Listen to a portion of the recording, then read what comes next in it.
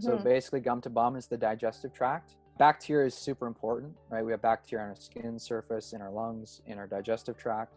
And specifically the gut bacteria, they perform a lot of different functions, right? They help control the immune system.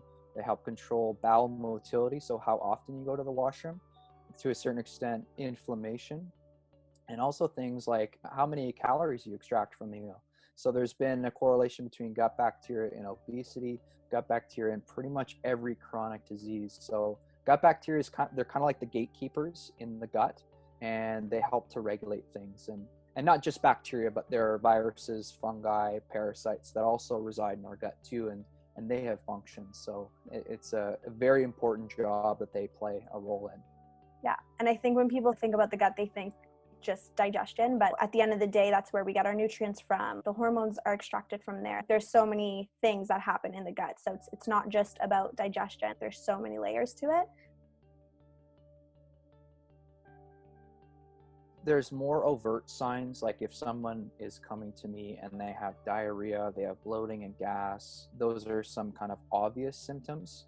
But like you said, it's not always about the gut symptoms, right? So it can be things like joint pain, it can be fatigue, brain fog is a big one that I see as well, skin issues, mood. So those can all be signs and symptoms of potential disruption in the gut bacteria. You're not necessarily feeling it in the gut, but it is related to the gut at the same time.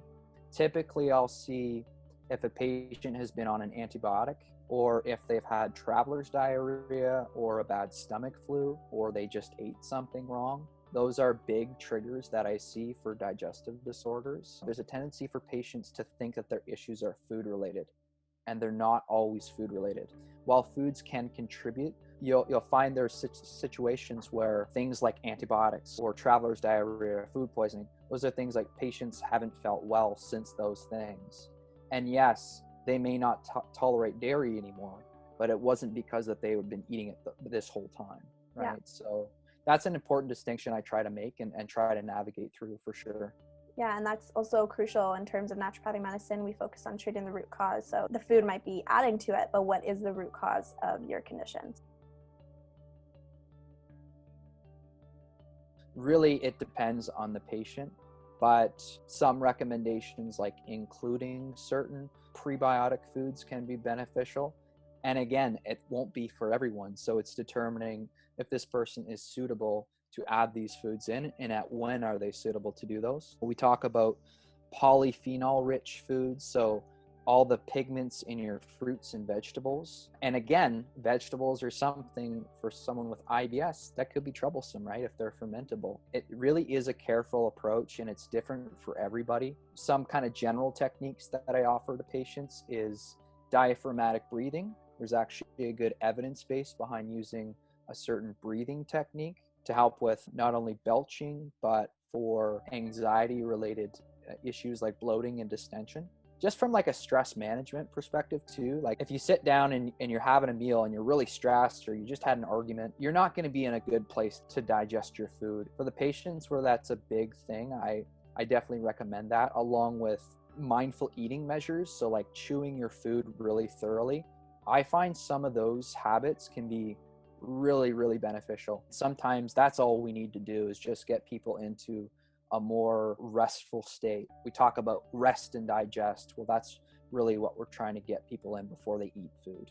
Nowadays too, where we're spending more time indoors and our routine has changed, that's been a big thing I found with a lot of the patients that I'm seeing.